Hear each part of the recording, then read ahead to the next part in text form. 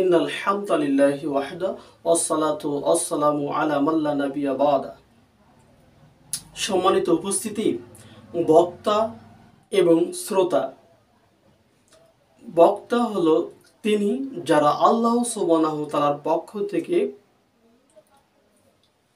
নাজিলকৃত ওহীর বিধান তারা সমাজে রন্ধ্রে রন্ধ্রে প্রচার করার চেষ্টা করে। বক্তা হলো তারাই যারা আল্লাহ সুবহানাহু ওয়া তাআলার এই ভূখণ্ডে কোরআন হাদিস দিয়ে যথাযথভাবে জাতির সামনে পথ প্রদর্শক হিসাবে কাজ করেন। যেটা আমরা জানি, আল উলামা ওয়ারিসাতুল আম্বিয়া, এই আলেমরা হলো নবীদের উত্তরসূরি। তার মানে কি জামা কাপড়ের, খাদ্যের, বস্ত্রের, জমি জায়গা না, এগুলার না। আল্লাহ সুবহানাহু ওয়া তাআলা যা নাজিল করেছেন, নবী এবং রাসূল যা রেখে গিয়েছেন ইলম হিসাবে, দিন হিসাবে, সেটা তারা উত্তরসূরি, সেটা মানুষের কাছে পৌঁছাই দিবে। যারা এই জগতে কাজ করেন আমরা তাদেরকে বলি দায়ী, আলেম, বক্তা ইত্যাদি। তাদের কাজ হলো আল্লাহ সুবহানাহু ওয়া তাআলার পক্ষ থেকে যে বিধানগুলো আসছে, হারাম হালাল, বৈধ অবৈধ, নিয়ম কানুন, আচার আখলাক, সৎ ব্যবহার অসৎ ব্যবহার, সমস্ত বিষয়ে অর্থাৎ সম্পূর্ণরূপে আল্লাহ সুবহানাহু ওয়া তাআলা যে দিন অবতীর্ণ করেছেন সেই দিন সম্পর্কে জাতির কাছে স্বচ্ছভাবে সুন্দরভাবে উপস্থাপন করা। আর সেখান থেকে জাতি পথভ্রষ্ট মানুষগুলো, পথভোলা মানুষগুলো সৎ পথে আনয়ন করবে, তারা ফিরে আসবে, আল্লাহ সুবহানাহু ওয়া তাআলা সম্পর্কে জানবে, তার নবী এবং রাসূল সম্পর্কে জানবে, দিন সম্পর্কে জানবে, আচার ব্যবহার সম্পর্কে জানবে ইত্যাদি। জানার ক্ষেত্রে এই সবচেয়ে অগ্রগামী ভূমিকা রাখেন আলেম এবং উলামা, বক্তা। কিন্তু সাম্প্রতিক আমরা জানতে পারছি যে ওয়াজ মাহফিলে শুধুমাত্র হয় হাসি, রহস্য, কৌতুক, ক্রীড়া ইত্যাদি। ভারাক্রান্ত হৃদয়ে বলতে হয় 10 বছর 20 বছর আগেই মানুষ ওয়াজ মাহফিল থেকে বিভিন্ন নিয়ম নীতি, মানুষের সাথে উঠা বসা ব্যবহার, আলেমদের কদর ইত্যাদি সম্পর্কে জানতো। এমনকি অনেক কষ্টদায়ক কথা, সাহাবী নবী এবং রাসূলদের কথা শুনে ময়দানে হাউমাউ করে কাঁদত। আজকে সেই ময়দান থেকে কান্নার আওয়াজ আসে না, আছে শুধু হাসি, রহস্য এবং উল্লাস।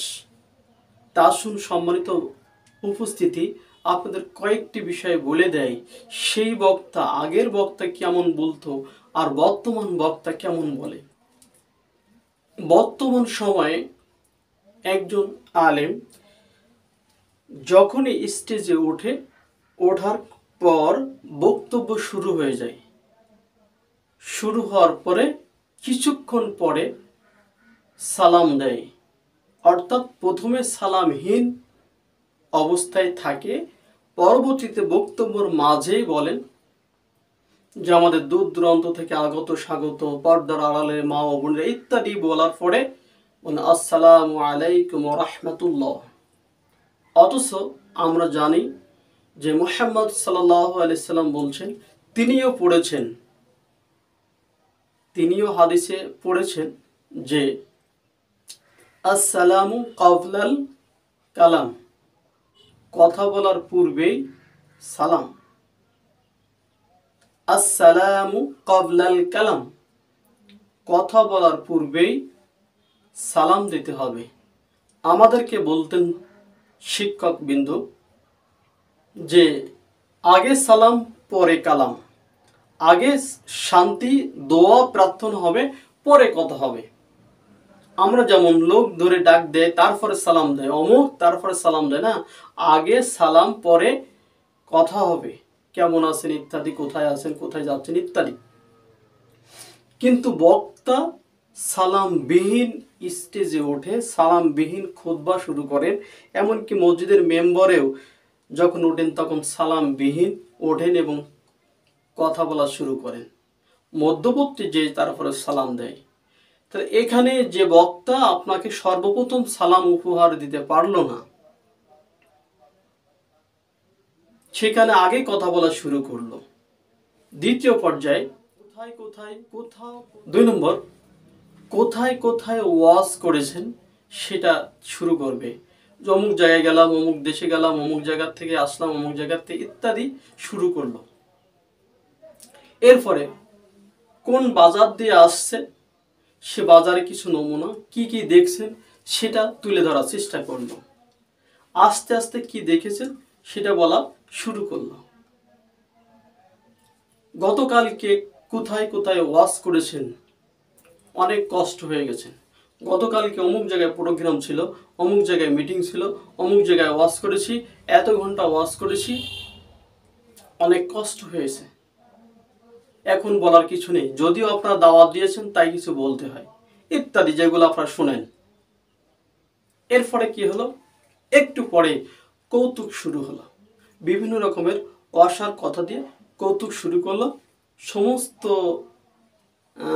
শ্রোতা হাসতে শুরু করলো। তার মানে বিনোদন দিতে পারলে, তাদের মন জয় করতে পারলেই সব কিছু সমাধান হয়ে যাবে। এতক্ষণ যে রাগ ছিল, কৌতুক করে সে রাগটা একেবারে বিলীন করে দিল। এরপর আসলো গজল, কিভাবে গজল গেতে হয়, কত সুন্দর অমুক অমুক সুরে আজান দেয়, কিছু সময় গজল গেল, কিছু সময় আপনার আজান দিল, কতক্ষণ গজল, সঙ্গীত, ইসলামী সঙ্গীত এবং কিছু সময় আজান পার করে দিল। এরপরে কোন কোন গায়ক কিভাবে গান গায়, কিভাবে নাচ করে, কিভাবে ড্যান্স দেয়, এগুলা। এরপরে সরকারি কোনো যদি এমপি মন্ত্রী কোনো একটা ভুল কথা বলে, কোনো একটা হাসি রহস্য কথা বলে, কোন এমপি কোন মন্ত্রী কে কেমনভাবে কথা বলেছে সেটা ওখানে উপস্থাপন করে। তাহলে আপনার কৌতুক জানতে পারলেন, গজল জানতে পারলেন, আজান জানতে পারলেন, গায়ক গায়িকাদের ব্যবস্থাপনা, গায়ক গায়িকাদের নাচ গান দেখতে পারলেন, শুনতে পারলেন, এবং এমপি মন্ত্রী সব চতুর্থ সাইড দিয়ে একটা প্যাকেজ আপনার সামনে উপহার দিল। আপনি বলেন তিনি আপনাকে কি বোঝাতে চেয়েছেন, তিনি আপনাকে কি বোঝাতে চাইছেন, বক্তা আপনাকে কি বোঝাতে চেয়েছেন, অথচ আপনি বক্তা এটার জন্য আনিয়েছেন কি না, এটার জন্য আপনি আনেননি। আপনি এবার বলুন, তারা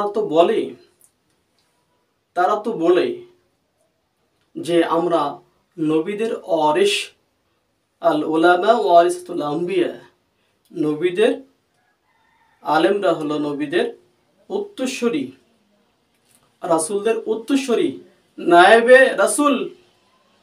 কিন্তু আপনি যে গান শোনালেন, কৌতুক শোনালেন, গজল শোনালেন, এইটা কি মুহাম্মদ সাল্লাল্লাহু আলাইহি ওয়াসাল্লাম এভাবে উপস্থাপন করতে বলেছেন কি না? আপনাকে হাসাতে বলেছেন কি, কাঁদাতে বলেছেন কি না? তাহলে আপনি যে রাসূলের ওয়ারিস হিসাবে জাতির সামনে আপনি কি উপহার দিলেন? আপনাকে দাওয়াত, আপনি তো দাওয়াতি কাজ করতে এসেছেন, এই দাওয়াতি কাজে এসে আপনি জাতিকে কি উপহার দিলেন, কি কথাগুলো বললেন, কি শিষ্টাচার শিখালেন, সেখান থেকে তারা বাস্তবায়ন, সে আমল করা শুরু করবে। তাহলে আপনি কিসের দাওয়াত দিলেন, যার ভিতরে ওযু, গোসল, সালাত, সিয়াম, হজ, যাকাত, আদব কায়দা, শিষ্টাচার, আখলাক কিছুই নাই, ঈমান আমলের কোনো কথাই নাই। যে সমস্ত কথা শুনে আলেমের কদর করবে, খেদমত করবে, পিতামাতার খেদমত করবে, আত্মীয় স্বজনের খেদমত করবে, দেখাশোনা করবে, কোনো কিছুই আপনি জাতিকে উপহার দিতে পারলেন না। এই বক্তা দিয়ে, এই ওয়াইজ দিয়ে, এই ওয়ারিসাতুল আম্বিয়া দিয়ে আপনাকে জাতিকে কি উপহার দিবেন? ওই বক্তা নামার পরে, ওই আলেম নামার পরে এই জাতি আপনাকে কিভাবে কদর করবে, কিভাবে সম্মান দিবে, কিভাবে ইজ্জত দিবে, সেটাও আপনি আপনার বক্তব্যের মাঝে মাঝে ফুটাই তুলতে পারেননি। তাহলে এইভাবে যদি ব্যর্থতায় পরিণত হয়, অকেজো হয়ে যায় সমাজ, তাহলে দায়ভার কে নেবে? আপনাকে তো নিয়ে এসেছে তারা আজান শোনার জন্য নয়, কৌতুক করার জন্য নয়, হাসি তামাশা করার জন্য নয়, কোথায় কি করেছেন এটা জানো না। আপনাকে বলি, বাংলার জমিনে হাতে গোনা কয়েকশো দিন, কম করে 200 দিন ধরে, আগে পরে 200 দিন ধরে, 200 দিন বাংলার জমিনে স্কুলে, হাই স্কুলে আপনার একটা কথা শেখানো হয়, একটি গান শেখানো হয়। এই 200 দিন অথবা কিছু কম বেশি ক্লাস হয়, সেখানে শত শত হাজারো হাজার ছাত্রছাত্রী ওই গানটাই প্রত্যেক দিন একবার করে শোনে। আর প্রতিষ্ঠান হচ্ছে লক্ষ লক্ষ প্রতিষ্ঠান, প্রত্যেক প্রতিষ্ঠানেই ছাত্রছাত্রী আছে, কিন্তু তারা একবার ওই 200 কম বেশি কিছু দিন, অর্থাৎ 365 দিনের অধিকাংশ দিন বন্ধ থাকে, তারা 365 দিন স্কুলে যেতে পারে না। যে কয়দিন যায় তার একদিন করে একটি গান শুনে মরার আগ পর্যন্ত ওটা কিন্তু বলে না। কিন্তু সেই দেশে 365 দিনে প্রত্যেকটা মসজিদে, লক্ষ লক্ষ মসজিদ রয়েছে, প্রত্যেক দিন ওই বাচ্চা কিন্তু দৈনিক 5 বার একটি আওয়াজ শুনতে পায়। ওই আওয়াজটা আজ পর্যন্ত হাজারো হাজার লক্ষ লক্ষ ছাত্রছাত্রী কিন্তু বলতে পারে না, কয়েকটি শব্দ বলতে পারে, আর বলতে পারে না। সেই শব্দটা হলো আজান। যে দেশের মানুষ 5 ওয়াক্ত 5 বার শোনার পরেও মনে রাখতে পারে না, বলতে পারে না, আর সেই দেশের মানুষ 200 দিন অথবা কম বেশি একটি আওয়াজ, একটি গান শুনে, আমার সোনার বাংলা, সেটা আজীবন মরার আগ পর্যন্ত মনে রাখে, সেই জাতিকে আজ পর্যন্ত হাতে কলমে প্র্যাকটিক্যাল ওয়াজ মাহফিলে খুতবায় বলে আপনি আজ পর্যন্ত পরিবর্তন করতে পারেননি, কিন্তু কয়েকদিন তারা শিখে দিয়ে আজীবন মনে রাখতে পারছে। এটা কি দুঃখ নয়? এটা কি একেবারে অপমান অপদস্থর কথা নয়? মাথা নিচু করার কথা নয়? সেখানে আজান শুনে যদি আজানের শব্দগুলো না করতে পারে, একামত দেওয়ার লোক পাওয়া যায় না, একজন সদ্য ভূমিষ্ঠ বাচ্চার পাশে আজান দিবে লোক খুঁজে পাওয়া যায় না। আশ্চর্য ধর্ম নয় কি? সম্মানিত উপস্থিতি, বলছিলাম, আপনার কি মনে আছে আল্লাহ সুবহানাহু ওয়া তাআলা বলেছেন, তোমাদের মুখ থেকে যেই কথাগুলো বের হয় আমরা লিখে রাখি। আল্লাহ সুবহানাহু ওয়া তাআলা বলছেন, প্রত্যেকটা মানুষের মুখ থেকে যে কথা বের হয়, শুধুমাত্র ঠোঁট নেড়ে যে কথাগুলো বের হয়, আল্লাহ সুবহানাহু ওয়া তাআলা লিখে দেন। আল্লাহ তাআলা বলছেন, মা ইয়ালফিযু মিন কাওলিন ইল্লা লাদাইহি রাকীবুন আতীদ। সেই দিন, অর্থাৎ যেই দিন আমরা পৃথিবীতে চলছি, আমাদের মুখ থেকে যে কথা উচ্চারণ করেছি সেইটাই আল্লাহ সুবহানাহু ওয়া তাআলার গ্রহণ করার জন্য সদা প্রস্তুত প্রহরী রয়েছে। তারা সব সময় ব্যস্ত, তার মুখ থেকে কোন কথাগুলো বলে আর সাথে সাথে লিখে নেওয়া হয়। হে বক্তা, হে শ্রোতা, সমস্ত মানুষকে বলছি, আপনি একটু ভাবুন, সেই দিন নয় এখনই ভাবুন। আপনি অহেতু কথা বলছেন, অহেতু কৌতুক করছেন, অহেতু ক্রীড়া করছেন, অহেতু মানুষকে ধোঁকা দিচ্ছেন, কথা বলছেন, অসার কথাগুলো বলছেন, যে সমস্ত কথাগুলো বলার দরকার না, প্রত্যেকটা কথা আপনার লিপিবদ্ধ হচ্ছে। আপনাকে বলছি, আপনি জাতিকে সুন্দর করে উপস্থাপন করবেন, কিন্তু আমি বক্তাদেরকে বলবো যে তারা যখন জাতির সামনে এই সমস্ত দায়ীগণ সামনে উপস্থিত হবে, জনগণের সামনে তাদের উদার হস্তে মনটা নরম করে হাসি কিরা না হয় সেগুলো জাতির সামনে উপস্থাপন করবে। কেন তিনি একজন দায়ী, তার মুখ থেকে যা বের হবে সেটাই লিখে নেওয়া হবে। তাকে চিন্তা করতে হবে আমি যাকে মানুষকে বলতেছি এটা যেন কোনো অবৈধ কথা না হয়, অসার কথা না হয়, কোরআন সুন্নাহর বিরোধী কোনো কথা না যায়, আল্লাহ তাআলার বিরোধী কোনো কথা না হয়, মুহাম্মদ সাল্লাল্লাহু আলাইহি সাল্লামের বিরুদ্ধে কোনো কথা না বলি। এই চিন্তা চেতনা তাদেরকে থাকতে হবে। সেই আশা নিয়েই জাতির সামনে কথা বলতে হবে। তা আসুন আমরা যেন সেইভাবে চলতে পারি, সেই কথাগুলো শুনতে পারি। আর আমরা প্রত্যেকেই চেষ্টা করব আমাদের কথা মুখ হিসাব করে কথা মুখকে হেফাজত করি এবং কথাগুলো সংযত করি, যাতে আমার কথাগুলো সম্পূর্ণ সুন্দর এবং খুব সুন্দর ভালো হয়। আল্লাহ সুবহানাহু ওয়া তাআলার এই সদা প্রস্তুত প্রহরী যেন আমার সুন্দর কথাগুলো লিপিবদ্ধ করেন এবং আল্লাহ তাআলার দিন যেন আমরা মেনে চলতে পারি, সেই তৌফিক আল্লাহ সুবহানাহু ওয়া তাআলা দান করেন।